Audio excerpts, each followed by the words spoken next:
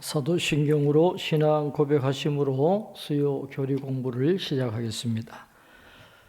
나는 전능하신 아버지 하나님 천지의 창조주를 믿습니다. 나는 그의 유일하신 아들 우리 주 예수 그리스도를 믿습니다. 그는 성령으로 잉태되어 동정녀 마리아에게서 나시고 본디오 빌라도에게 고난을 받아 십자가에 못 박혀 죽으시고 장사된 지 사흘 만에 죽은 자 가운데서 다시 살아나셨으며 하늘에 오르시어 전능하신 아버지 하나님 우편에 앉아 계시다가 거기로부터 살아있는 자와 죽은 자를 심판하러 오십니다. 나는 성령을 믿으며 거룩한 공교회와 성도의 교제와 죄를 용서받는 것과 몸의 부활과 영생을 믿습니다. 아멘. 찬송가 31장 함께 찬송하겠습니다.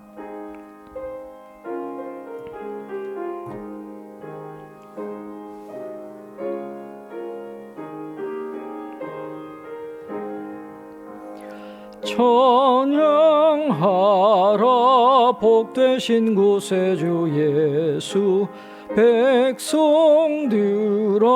사랑을 전하세 경배하라 하늘의 천군과 천사 주님 앞에 영광을 돌리세 목자같이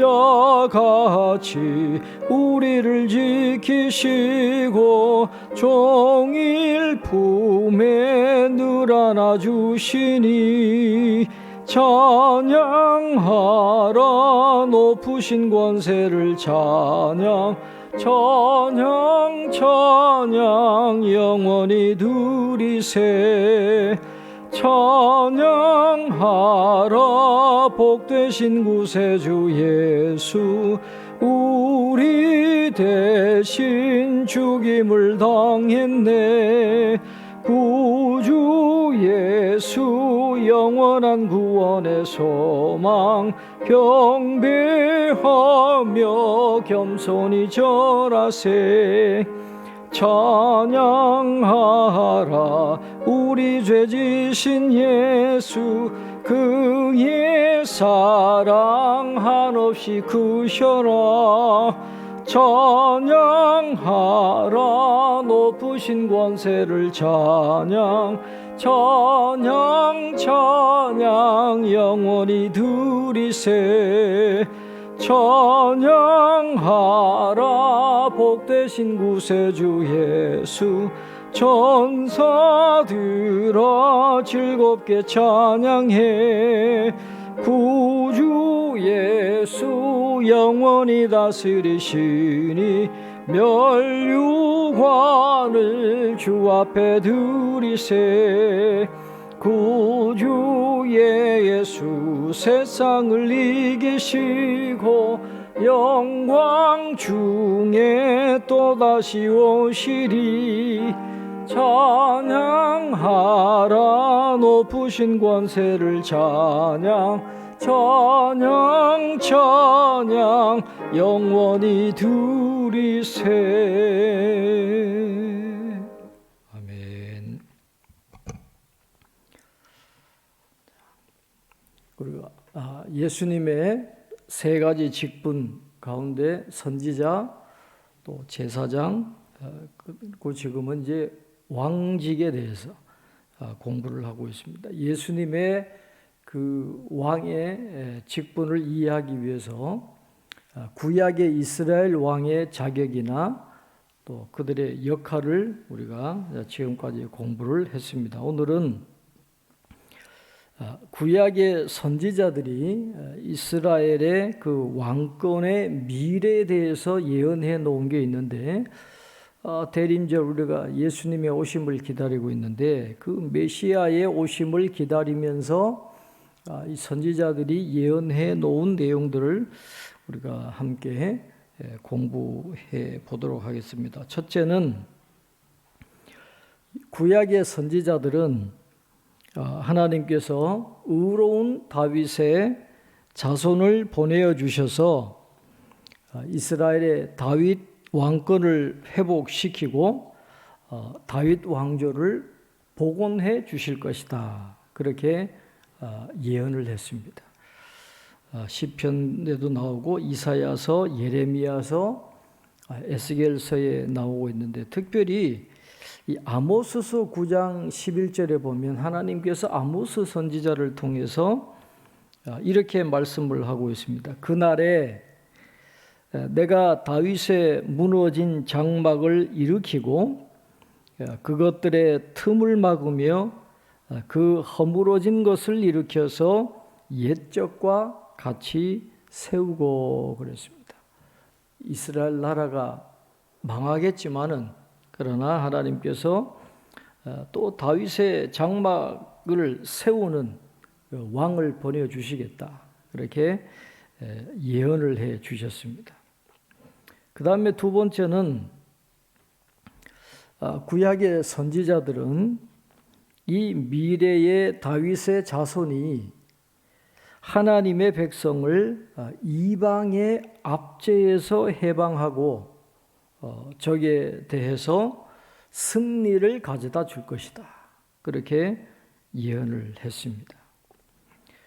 구약의 선지자들은 하나님께서 극적으로 개입하셔서 신실한 하나님의 백성들을 위해서 적들을 정복하실 것에 대해서 자주 예언을 했습니다. 선지자들은 이 승리를 하나님의 위대한 종인 왕으로 행할 다윗 왕자의 미래 계승자와 거듭 연결시키고 있음을 보게 됩니다. 특별히 예레미야 30장 8절부터 9절에 보면 이런 말씀이 있습니다. 만군의 여호와의 말씀이라. 그날에 내가 내 목에서 그 멍에를 꺾어버리며 내 포박을 끊으리니 다시는 이방인을 섬기지 않으리라. 그들은 그들의 하나님 여호와를 섬기며 내가 그들을 위하여 세울 그들의 왕 다윗을 섬기리라. 그렇게 말씀해요. 이방 땅에서 망하고 노예의 삶을 살아갈 것이지만은 하나님께서 그 압제에서 해방시켜 줄 것이고, 이방 나라를 섬기는 게 아니라 하나님이 세우실 다윗 왕의 후손을 섬기게 될 것이다. 그렇게 예언을 하고 있습니다. 그 다음에 세 번째로, 이 구약의 선지자들은 이 미래의 다윗의 자손이 영원한 나라를 세울 것이다. 그렇게 예언을 하고 있습니다. 선지자들은 위대한 다윗의 자손이 이스라엘을 다스릴 때에 그 이스라엘 백성이 하나님의 복을 영원히 누리게 될 것이다. 그렇게 이야기를 하고 있습니다.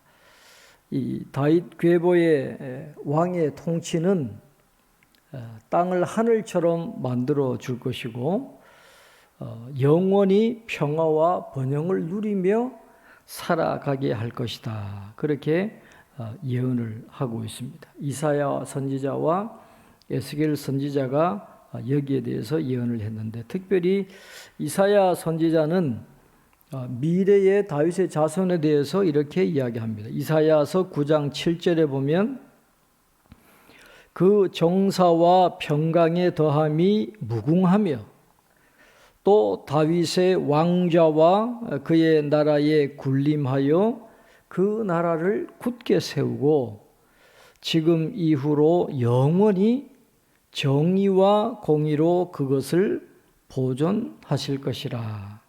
만군의 여호와의 열심히 이를 이루시리라. 만군의 여호와의 열심히 이루신다는 거예요. 불가능해 보이는 그런 일을 하나님께서 이루어 가신다. 그렇게 말씀을 하고 있습니다.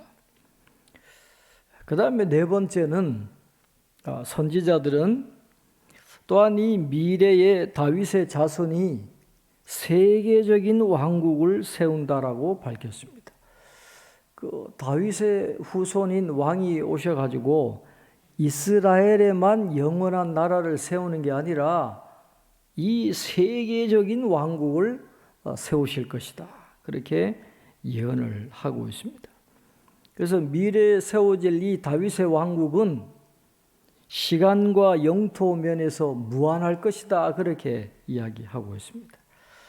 이 나라는 앞으로 온 땅을 채울 정도로 확장될 것인데 누가 그 나라에 들어가서 혜택을 받을 것이냐? 아무나 들어가는 게 아니에요.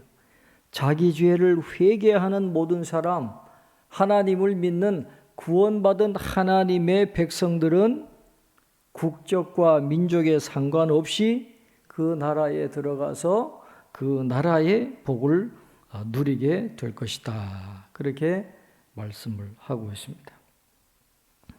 다니엘서 7장 13절로 14절에 이렇게 말씀을 합니다. 인자 같은 이가 하늘 구름을 타고 와서 그에게 권세와 영광과 나라를 주고 모든 백성과 나라들과 다른 언어를 말하는 모든 자들이 그를 섬기게 하였으니. 다윗의 후손으로 오신 왕이 세운 이 영원한 왕의 나라는 이스라엘만 들어가는 게 아닙니다. 모든 백성, 모든 나라들, 또 다른 언어를 말하는 모든 자들이 들어가는, 그래서 이 세계적인 왕국을 세우게 될 것이다. 그렇게 예언을 하고 있는 것이죠. 그래서 구약 성경은 바로 이 다윗의 후손으로 오실 왕, 이 메시아에 대한 위대한 소망으로 끝이 나게 되는 것입니다. 하나님은 특별한 다윗의 자손, 오직 하나님만 섬길 지극히 의로운 인간 왕을 보내어 주실 것인데, 이 왕은 하나님의 백성의 모든 적을 물리치고 또 그의 통치에 복종하는 모든 사람을 위해, 이 말이 굉장히 중요해요. 그의 통치에 복종하는 모든 사람을 위해서 영원한 나라를 땅 위에 세울 것이다. 그렇게 말씀을 합니다. 그래서 이 왕국은 하나님의 형상으로 창조된 인류에 대한 하나님의 본래 목적을 성취하게 될 것이고, 이스라엘에 대한 본래 목적을 성취하게 될 것입니다. 그래서 그 나라가 세워지게 되면 세상에서 악을 완전히 제거해 주실 것이고, 또 모든 백성들이 영원히 평화와 번영을 누리게 될 것이다. 구약 성경은 그렇게 약속을 하고 계십니다.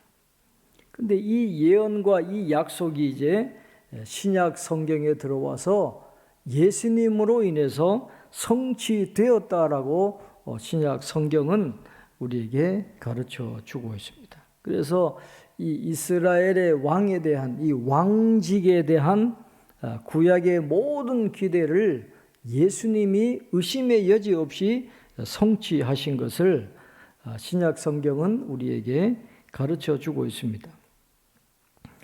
지난번에 그 이스라엘의 그 왕이 되려면 이 네 가지 자격 요건을 갖춰야 된다 그랬는데, 예수님도 왕으로서 이 네 가지 자격 요건을 갖추셨어요. 다 성취하셨습니다. 첫 번째는 하나님이 선택하셔야 된다 그랬어요. 이스라엘 왕은 투표를 하는 게 아닙니다. 사람들이 세우는 게 아닙니다. 하나님이 세우시는 것이라, 그렇게 말씀을 하고 있습니다. 누가복음 1장 31절로 33절에 이렇게 말씀을 합니다. 내가 잉태하여 아들을 낳으리니 그 이름을 예수라 하라. 그가 큰 자가 되고 지극히 높으신 이의 아들이라 일컬어질 것이요 주 하나님께서 그 조상 다윗의 왕위를 그에게 주시리니 영원히 야곱의 집을 왕으로 다스리실 것이며 그 나라가 무궁하리라. 그렇게 말씀을 하고 있습니다. 예수님이 탄생하실 때에 가브리엘 천사가 마리아에게 한 선언이죠. 하나님이 예수님을 이스라엘 왕으로 선택하시고 지명하셨다라는 것을 누가복음 1장은 우리에게 가르쳐 주고 있습니다. 그 다음 두 번째는 이스라엘 사람이어야 된다. 그렇게 말씀을 하고 있습니다. 이방 사람은 이스라엘의 왕이 될 수 없다 그랬어요. 그래서 예수님은 이 요셉과 마리아의 합법적인 자녀로 태어나셨죠. 그리고 언약 공동체인 이스라엘의 정식 일원이었습니다. 그래서 이스라엘 사람이어야 한다라고 하는 이 자격 요건을 충족시키신 것이죠. 그 다음에 세 번째는 이스라엘의 왕은 하나님을 의지해야 된다. 그렇게 말씀을 했는데 예수님은 자기 백성의 안전과 번영을 확고히 하기 위해서 전적으로 하나님의 능력을 의지하셨기 때문에 이 자격을 충족시키신 것을 우리가 볼 수 있습니다. 예수님은 헤롯이나 빌라도나 다른 어떤 인간 정부와 어떤 동맹을 맺는다든지 타협을 한다든지 전혀 그렇게 하지 않으셨어요. 오직 하나님의 권위와 능력을 의지하면서 하나님의 나라를 세워 나가신 것입니다. 그 다음에 네 번째는 이스라엘 왕은 언약에 대한 충성을 해야 돼요. 나라를 다스리든지 또 개인의 사생활에서 언약에 대한 충성을 유지해야 된다 그랬는데 예수님도 언약에 대한 충성을 끝까지 하셨습니다. 하나님의 언약 율법에 대한 이 예수님의 충성심은 특히 율법의 원래 의미를 고수하시고 또 율법이 요구하는 모든 것을 이행하시는 헌신에서 드러나 있음을 보게 됩니다. 마태복음 5장 17절로 18절에 보면 내가 율법이나 선지자를 폐하러 온 줄로 생각하지 말라. 폐하러 온 것이 아니요 완전하게 하려 함이라. 진실로 너희에게 이르노니 천지가 없어지기 전에는 율법의 1.1획도 결코 없어지지 아니하고 다 이루리라. 그렇게 말씀했습니다. 그래서 이 네 가지 하나님의 선택, 이스라엘 사람, 또 하나님을 의지하는 것, 그리고 언약에 충성하는 것, 이 네 가지를 예수님이 다 충족시키셨을 뿐만 아니라 또 이 네 가지 외에도 하나님이 다윗 언약을 통해서 다윗과 맺으신 언약을 보면 왕이 다윗의 자손이어야 한다 그랬거든요. 바로 예수님도 요셉의 아들로 오셨어요. 다윗의 자손이었기 때문에 예수님은 그 모든 왕으로서의 자격을 충족시키셨다라는 것을 알 수 있습니다. 이스라엘의 왕은 세 가지 역할을 해야 된다 그랬습니다. 정의를 행해야 되고 자비를 베풀어야 되고 신실해야 된다. 믿음이 있어야 된다. 그렇게 말씀을 드렸는데 예수님도 이 땅에서 공생애를 사시면서 이 왕의 직분을 감당하실 때 그 세 가지 역할을 충실히 감당하신 것을 보게 됩니다. 첫 번째는 정의를 행하셨어요. 예수님은 지상 사역 기간 대부분 동안 인간 정부에 직접 관여하지를 않으셨습니다. 재판부에 관여한다든지 입법부에 또 행정부에 관여하지는 않으셨어요. 인간의 정부에서는 정의를 행하는 일을 하지 않으셨지만은 그렇지만 예수님은 이 땅에 계실 때 사탄의 나라와 귀신들과 전쟁을 벌이시고 자신의 백성을 죄의 압제에서 해방하심으로 정의를 추구하신 것을 보여주고 있습니다. 마태복음 12장 28절에 보면 내가 하나님의 성령을 힘입어 귀신을 쫓아내는 것이면 하나님의 나라가 이미 너희에게 임하였느니라. 그렇게 말씀을 하고 있습니다. 그렇게 사탄의 나라와 싸우시면서 정의를 추구하실 뿐만 아니라 우리 성도들에게, 하나님의 자녀들에게 정의로운 삶을 살 것을 촉구하신 것을 성경은 보여주고 있습니다. 예수님은 또한 자신이 이제 심판하러 오신다 그랬습니다. 그때에 선행과 악행을 다 기록해 놓으시고 또 보응하시는 그런 심판지로 오신다는 말씀을 통해서 이 정의로운 왕의 역할을 충실히 감당하실 것을 말씀하고 있습니다. 그 다음에 두 번째는 이 자비, 긍휼을 베풀어 주신 것을 보게 됩니다. 예수님은 사람들이 죄를 지었을 때에 관용을 보여주셨습니다. 그냥 죄 지었다고 해서 그냥 즉시 심판하시고 다 멸망하게 한 것이 아니라 인간의 연약함을 이해하셨습니다. 그래서 그들을 용서해 주시고 또 필요를 채워 주시고 또 고통에서 구원해 주시는 그런 자비, 긍휼을 베풀어 주셨습니다. 예수님은 이스라엘뿐만 아니라 이스라엘 밖에 있는 많은 이방인들에게도 기적적인 치유를 베푸신 것을 우리가 보게 됩니다. 가나안 여인의 딸을 치료해 주셨어요. 또 로마 백부장의 하인도 치료해 주신 것을 보게 됩니다. 또 이방인 지역인 이 데가볼리의 남자에게서 귀신을 쫓아내 주시는, 그리고 두로와 시돈과 여러 데가볼리 지역에서 사역하심으로 시므온이 예언했던 것처럼 이방의 을 비추는 빛이요 주의 백성 이스라엘의 영광이니다라고 했던 이 시므온의 예언처럼 여러 이방 지역의 계시의 빛으로 자비와 긍휼과 구원을 베푸시는 그런 왕의 역할을 감당하신 것을 성경은 우리에게 가르쳐 주고 있습니다. 모든 죄는 궁극적인 의의 기준이 되시는 하나님을 거스르는 위반이며 범죄입니다.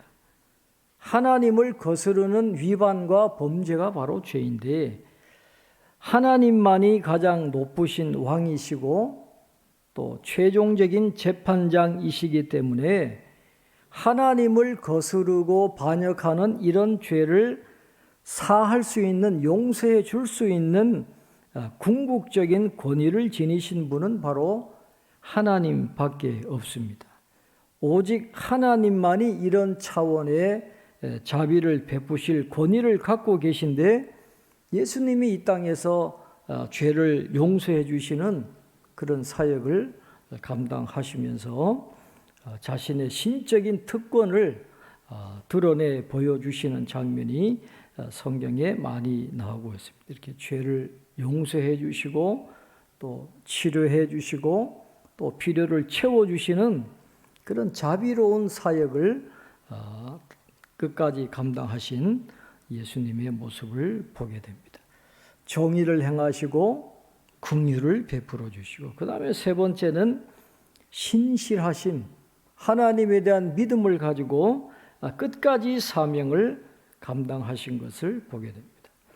요한복음 13장 3절에 보면 저녁 먹는 중 예수는 아버지께서 모든 것을 자기 손에 맡기신 것과 또 자기가 하나님께로부터 오셨다가 하나님께로 돌아가실 것을 아시고 그렇게 말했습니다. 성부 하나님께서 모든 것을 자기 손에 맡기신 것을 다 알고 계시고 또 하나님께로부터 오셨다가 하나님께로 돌아가는 것을 아셨기 때문에 하나님이 맡겨주신 것을 끝까지 감당하기 위해서 하나님께 충성하시고 헌신하신 그런 모습을 보여주셨습니다. 그래서 하나님의 나라를 시작부터 전파하셨고 또한 제자들에게 모든 민족을 제자로 삼고 땅 끝까지 이르러 자신의 증인이 되라고 부탁하시면서 승천하시는, 그래서 정의와 자비와 신실을 왕의 역할로 충실히 감당하신 예수님에 대해서 성경은 우리에게 가르쳐 주고 있습니다. 이렇게 예수님은 이스라엘 왕의 자격을 다 갖추셨고 이스라엘 왕들이 했던 역할을 다 하셨습니다. 그래서 예수님은 왕의 직분을 충실히 감당하신 것을 우리가 보게 되는데, 자 이제 교재로 들어가도록 하겠습니다. 기독론 5번째, 여러분 교재 4페이지에 보면 맨 밑에 단락에 이제 이런 내용이 나옵니다.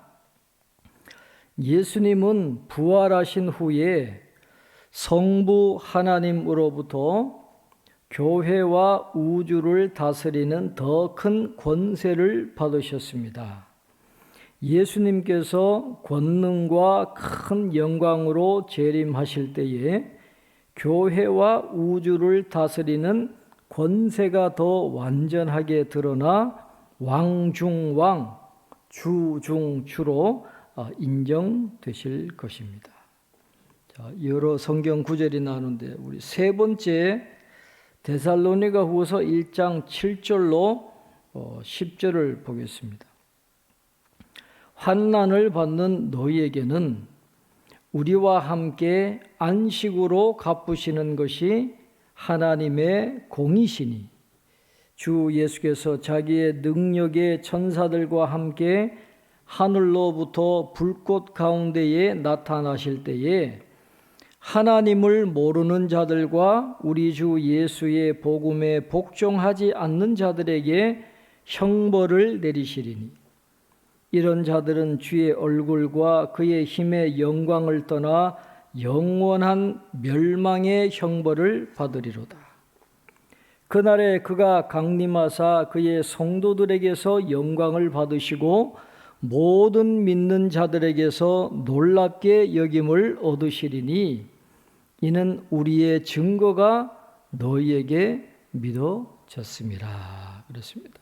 여기 보면 하나님의 통치, 주님과 함께 영원한 나라에 들어가서 그 혜택을 누리는 사람들은 복종하지 않는 자들이 아니에요. 복종하지 않는 자들은 형벌에 처해지고 영원히 멸망받을 것이지만 성도들만이 하나님의 나라에 들어가고 그 통치에 참여하게 되고 영원한 복을 누리게 될 것이다. 그렇게 말씀을 하고 있습니다.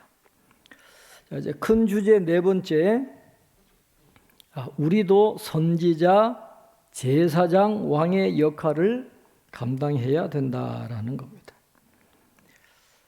타락 전에 아담의 상황을 뒤돌아보고 천국에서 영원히 그리스도와 함께 살 우리의 미래를 내다볼 때 하나님께서 인간에게 선지자, 제사장, 왕의 직무를 본래 의도하셨고 그 의도대로 결국 이루어질 것임을 알 수 있습니다. 에덴 동산에서 아담은 하나님을 참으로 알고 하나님과 하나님의 창조물에 대해서 진실하게 말해 줄 수 있다는 점에서 선지자였습니다. 아담이 하나님께 기도와 찬양을 드릴 수 있었다는 점에서 제사장이었습니다. 죄에 대한 제물을 바칠 필요가 없었지만 감사의 제물을 바칠 수 있었습니다. 아담과 하와는 만물을 다스린다는 면에서 왕이었다. 그렇게 말합니다. 그래서 이미 아담과 하와가 에덴 동산에서 선지자와 제사장과 왕의 역할을 하도록 만들어졌기 때문에 오늘 우리도 그 역할을 감당해야 된다라는 것을 이야기를 하고 있습니다. 그 다음에 계속되는 내용을 보면 죄가 세상에 들어온 후에 타락한 인간은 더 이상 선지자 역할을 하지 못했습니다. 하나님에 대한 거짓 정보를 가지고 있었고 하나님에 대해 거짓말을 했기 때문입니다. 타락한 인간은 하나님과 단절되어 있었기 때문에 제사장 역할도 못했습니다. 타락한 인간은 만물을 다스리는 대신에 홍수, 가뭄, 흉년 등으로 만물에 굴복당했기 때문에 왕의 역할도 못했습니다. 이스라엘 나라를 통해서 선지자, 제사장, 왕의 역할이 부분적으로 회복이 되었습니다. 경건한 사람들이 때때로 이 직무를 감당했습니다. 그러나 동시에 거짓 선지자, 부정직한 제사장, 불경건한 왕도 있었습니다. 그리스도께서 초림하셨을 때 그리스도는 완벽한 선지자, 제사장, 왕이셨습니다. 완벽한 선지자로 하나님의 말씀을 우리에게 전하셨고 완전한 대제사장으로 죄에 대한 최고의 제물을 바치셨고 하나님의 백성을 하나님께 인도하셨고 정통왕으로 교회와 우주를 다스리셨습니다. 그리스도인들이 지금도 그리스도를 본받아 선지자, 제사장, 왕의 역할을 하기 시작했습니다. 물론 그리스도를 최고 완벽한 선지자, 제사장, 왕으로 모시는 그런 종속적인 입장에서 행하고 있지만 어쨌든 지금 우리는 선지자, 제사장, 왕의 역할을 행하고 있다라는 것을 알아야 하겠습니다. 우리 그리스도인들은 하나님의 구원의 말씀을 사람들에게 선포하는 선지자 역할을 감당합니다. 우리는 영적인 성장과 영적인 제사장으로 세워져 가면서 예수 그리스도를 통해서 영적인 제물을 드리는 왕 같은 제사장입니다. 우리는 그리스도와 함께 하늘에 앉히신 바 되어서 그리스도의 왕적 통치에 지금도 동참하고 있습니다. 우리는 교회와 세상에서 하나님이 주신 권위로 많게 또는 적게 다스리고 있습니다. 첫 번째 베드로전서 2장 9절에 보면 그러나 너희는 택하신 족속이요 왕 같은 제사장들이요 거룩한 나라요 그의 소유가 된 백성이니 이는 너희를 어두운 데서 불러내어 그의 기이한 빛에 들어가게 하신 이의 아름다운 덕을 선포하게 하려 하심이라 그랬습니다. 너희는 택하신 족속이라 그랬습니다. 우리 모든 그리스도인들은 하나님의 택하신 족속입니다. 우리가 혈통으로 육체적으로 아브라함의 후손은 아니지만은 그러나 예수님을 믿고 예수님과 연합하는 그 연합을 통해서 영적으로 새롭게 태어난 그리스도인들로 하나님의 택하신 족속이고 왕 같은 제사장들이기 때문에 그 덕을 선전하는 그런 사명을 지금도 감당하고 있다라고 하는 것을 우리에게 말씀을 하고 있습니다. 출애굽기 19장 6절에 보면 너희가 내게 대하여 제사장 나라가 되며 거룩한 백성이 되리라. 너는 이 말을 이스라엘 자손에게 전할지니라 그랬습니다. 이스라엘을 택하신 이유는 그들이 제사장 나라가 되고 제사장 역할을 잘 감당하기 위해서인데 그들이 실패했어요. 이제는 그 역할을 누가 맡고 있느냐? 교회가 이 세상의 제사장이 되어야 한다라고 성경은 말씀을 하고 있습니다. 그래서 우리 개개인 한 분 한 분 우리 모두가 이 이상을 실현하는 직무를 감당해 나가야 되는 것입니다. 로마서 12장 1절에 보면 그러므로 형제들아 내가 하나님의 모든 자비하심으로 너희를 권하노니 너희 몸을 하나님이 기뻐하시는 거룩한 산 제물로 드리라 이는 너희가 드릴 영적 예배니라 그랬습니다.